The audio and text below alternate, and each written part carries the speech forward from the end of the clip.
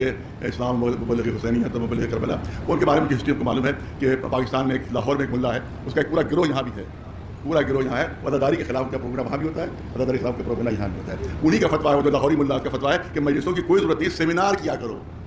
یہ اسی کا فتویٰ ہے، مجلسوں کی ضرورت سیمینار کیا کرو، سیمینار کے طریقے سے امام حسین کی تبلیغات اور ان کی جو ارشادات پہنچایا کرو. مجلسوں سے کیا فائدہ؟ اور اسی نے کہا تابوت علم سب کو مخالفت کی ہے، یعنی بالکل جو وہابیوں کا عقیدہ ہے وہی وہ پھیلا رہا ہے وہاں پر. انہی کا ایک گروہ وہیں کے فنڈنگ سے، اور اس کے مدرسے کے بارے میں لاہور میں اس کا اربوں روپے کا مدرسہ اس نے بنایا ہے.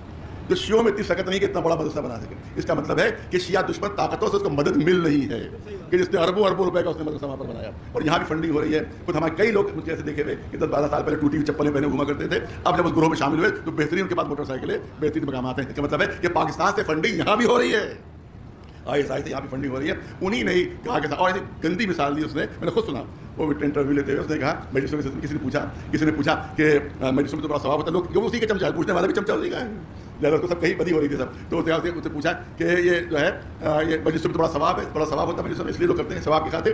اس کا بھی جواب دیکھیے، اس نے مثال جو دی، اس نے کہا کتے کو کھلانے کا بھی تو ثواب ہے.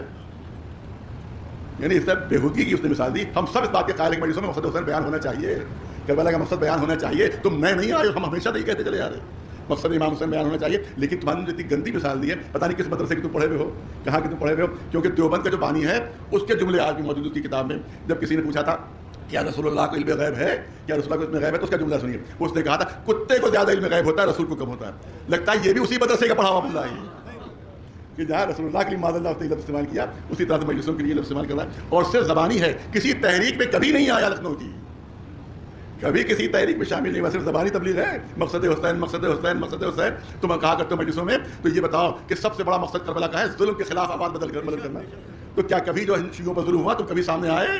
عزاداری بند ہوئی کبھی تم سامنے آئے؟ اوقاف کے لیے تم کبھی سامنے آئے؟ تم تو گھر کے اندر گھسے بیٹھے رہے. تو اس کا مطلب ہے کہ مقصد تم زبان سے کہتے ہو مقصد حسینی، ہم عمل کر کے دکھاتے ہیں کہ حسین کا مقصد کیا ہے. ایک سلوات ہے.